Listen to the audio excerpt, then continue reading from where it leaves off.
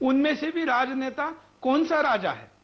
अगर हम ये कहें कि देश के संपूर्ण जो राज है, इस राज का जो प्रमुख है, मुखिया है, प्रधानमंत्री, अगर ये राजा है तो आप गलत सोच रहे हैं, क्योंकि राजा ये भी नहीं है, ये भी मजबूर है। असली राजा तो अब गठजोड़ के राजनीति में वो है जो राजा के कुर्सी पर बिठाने के लिए अपने वोटों की कीमत देता है और उसके एवज में उसके राजा होने का अधिकार तक छीन लेता है। इसलिए प्रधानमंत्री की इच्छा हो ना हो, यह राजा अपना इस्तीफा मैं किसी भी हालत में नहीं दूंगा, यह कहता है।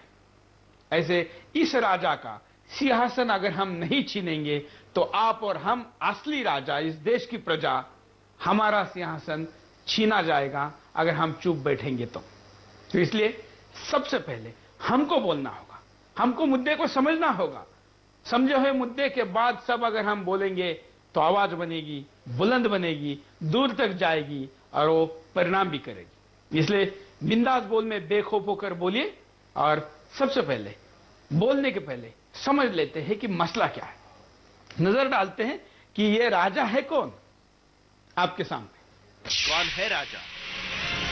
राजा की सबसे बड़ी ताकत पीएम के चीफ, और यही उन्हें तमाम हंगामे के बावजूद वहां पर कायम रखे हुए हैं। 47 साल के राजा 1996 में पहली बार नीलगिरी से चुनकर लोकसभा आए। 3 साल बाद वो एनडीए सरकार में ग्रामीण विकास राज्य मंत्री बने। साल 2000 में हेल्थ मिनिस्ट्री पहुंचे। 2004 में यूपीए की सरकार बनी तो उन्हें पर्यावरण मंत्री का पद मिला। 2007 में उन्हें बड़ा ब्रेक मिला जब दयानिधि मारन से करुणानिधि के रिश्ते बिगड़े और राजा ने उनकी जगह टेलीकॉम मिनिस्ट्री का चार्ज संभाल लिया। फिर से तो हम आपको 45 सेकंड में दिखा रहे कि राजा कौन है, क्योंकि कार्यक्रम में समय ज्यादा नहीं दे पाएंगे, लेकिन इनकी कहानियों पे अगर हम फीचर फिल्म भी बनाएंगे या कोई टीवी सीरियल भी बनाएंगे तो कम पड़ जाएगी, इतनी इनकी जीवनी बड़ी समझने लायक है। लेकिन फिर भी इन्होंने जो घोटाला किया है वो है स्पेक्ट्रम घोटाला। तो क्या है स्पेक्ट्रम, ये भी समझ लीजिए। क्या है स्पेक्ट्रम? वायरलेस या रेडियो कम्युनिकेशन का जरिया इलेक्ट्रोमैग्नेटिक तरंगे हैं। इन्हें वेव्स या फ्रीक्वेंसी के हिसाब से अलग अलग इस्तेमाल किया जाता है। पानी, हवा और दूसरी कुदरती चीजों की तरह ये स्पेक्ट्रम भी लिमिटेड है, इसलिए सरकार इसके इस्तेमाल को रेगुलेट करती है। रेडियो स्पेक्ट्रम टेलीकॉम कंपनियों को तयशुदा पीरियड के लिए लाइसेंस पर दिया जाता है। स्पेक्ट्रम को मेगाहर्ट्ज में मापा जाता है। इसका डिटेल जो आप छोटे में पैकेज यहाँ देख रहे हैं, ये आप sudarshan.tv.com और .com पर और डिटेल में देख सकते हैं। अब हम नजर डालते हैं कि ये राजा, ये स्पेक्ट्रम तो हम थोड़ा सा समझ गए होंगे। अब ये क्या है पूरा घोटाला आपके सामने। टेलीकॉम मिनिस्टर ए राजा पर इल्जाम है कि उन्होंने 2008 में 8 कंपनियों को पहले आओ पहले पाओ के हिसाब से रेडियो स्पेक्ट्रम अलॉट कर दिए। कोई खुली होड़ या बीडिंग नहीं थी, इसलिए उन्हें बेहद सस्ते में स्पेक्ट्रम मिल गया। इसमें से 2 कंपनियों ने लाइसेंस मिलने के कुछ ही दिनों के भीतर अपनी हिस्सेदारी भारी दामों पर दूसरे को बेच दी। अगर इस दौरान बीडिंग या बोली लगती तो इन कंपनियों को पहले ही बाजार से तय हुई कीमत पर स्पेक्ट्रम मिलता और मुनाफाखोरी का मौका नहीं मिलता। ये पैसा कंपनियों के बजाय सरकार के खजाने में जाता। इस मामले में डिपार्टमेंट ऑफ टेलीकॉम के जवाब से असंतुष्ट होकर सीबीसी ने मामला सीबीआई को सौंप दिया था। घोटाले का हिसाब: देश में टेलीकॉम के 22 सर्कल हैं और उन सब के लिए एक मुश्त लाइसेंस 1651 करोड़ का पड़ रहा था। स्वैन टेलीकॉम नाम की कंपनी ने 13 सर्कलों के लिए 1537 करोड़ में लाइसेंस लिया। थोड़े दिन बाद उसने अपना 45% हिस्सा एटीसैटल को 5500 करोड़ में बेच दिया। सिर्फ इस लाइसेंस की वजह से स्वैन की कीमत $2 अरब हो गई थी। इसी तरह यूनिटेक वायरलेस ने 67.25% हिस्सेदारी 6120 करोड़ में टेलीनॉर को बेच दी। चूना लगाते रहे और सरकार आंखें मूंदे पूरा तमाशा देखती रही। यूपीए की पहली पारी में ही विवादों में आने के बावजूद भी राजा की कुर्सी पर कोई आंच नहीं आई और दूसरी पारी में भी यूपीए ने उन्हें अपनी टीम में शामिल कर लिया। हालांकि घोटाले की जांच जारी रही, लेकिन राजा पर इसका कोई असर नहीं पड़ा। लेकिन अब मंत्री जी की मुश्किलें बढ़ती दिख रही है।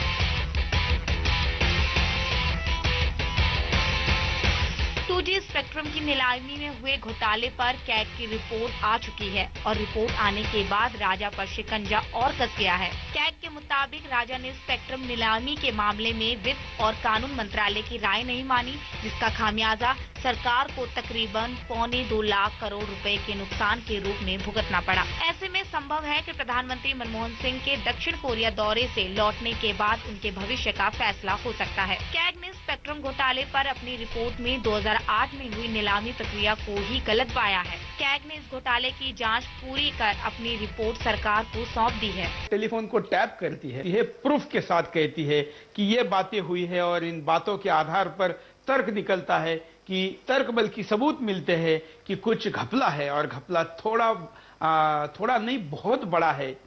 ऐसे में देश की सरकार कहती है कि ये किसे पूछ कर किया गया और जांच अधिकारी को ही बदला जाता है।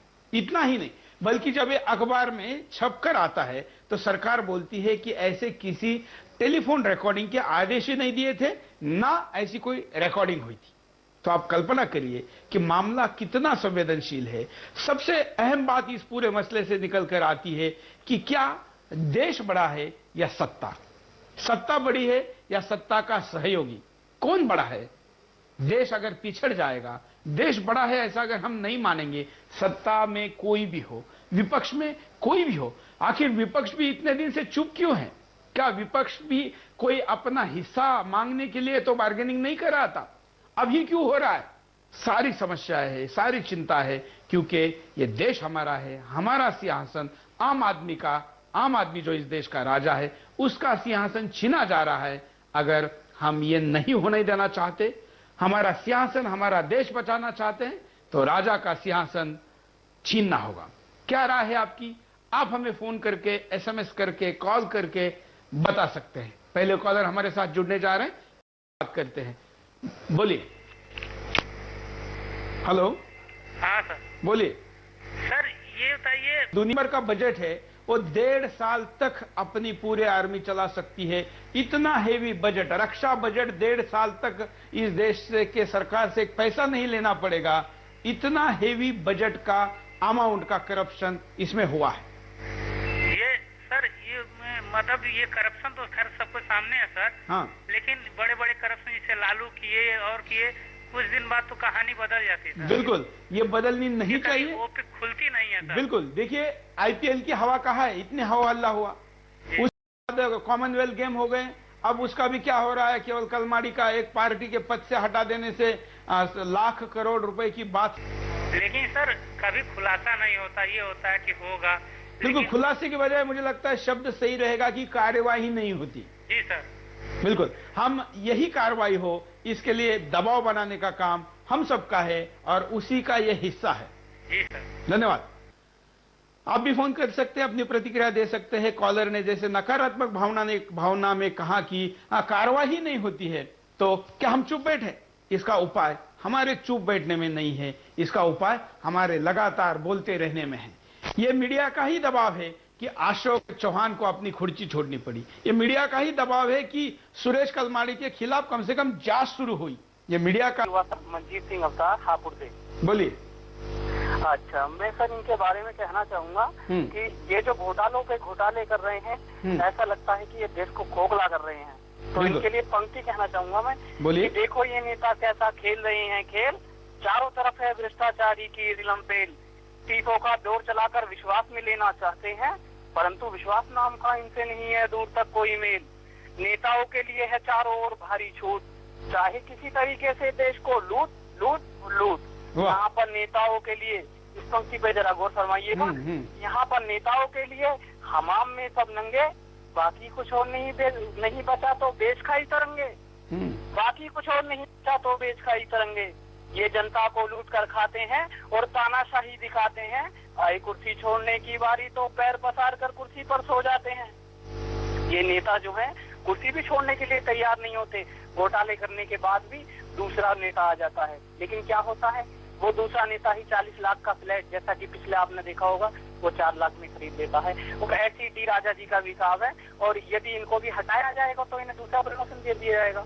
बिल्कुल। नेताओं के लिए तो इनका राज चलता है, व्यक्ति जो गरीब मेहनत से करके एक बिल्डिंग बनाता है उसका अधिकार उस बिल्डिंग पर बनना चाहिए, ना कि इन लोगों का बनना चाहिए। बिल्कुल, धन्यवाद। इनके बहुत लिए अच्छी बात आपने कही और कविता के शब्दों से यहाँ पर हमारे कॉलर ने बात रखी। साथ साथ पे आप स्क्रीन पर कार्टून देख रहे, उन कार्टून में देश का आम आदमी और करोड़ों रुपए लेकर जाते हुए ए राजा को देखिए और प्रधानमंत्री जी भी हमारे क्या प्रतिक्रिया देते हैं ये भी देखिए। एक और कॉलर, बोलिए क्या कहेंगे। नमस्ते सर जी। नमस्ते,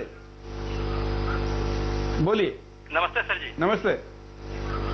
नमस्ते सर जी। नमस्ते, आप बोलिए, आप लाइव में जुड़ चुके हैं। हाँ जी, मैं ध्रुवपाल सिंह बोल रहा हूँ दुबई से। हाँ बोलिए सर, इनको जो मनमोहन सरकार को जो सबसे पहले विलंब न करते हुए इनको निकाल के बाहर करना चाहिए मेरे हिसाब से, क्योंकि हम लोग सब बाहर विदेश में हैं। ये देख करके बहुत ही दुख होता है अपने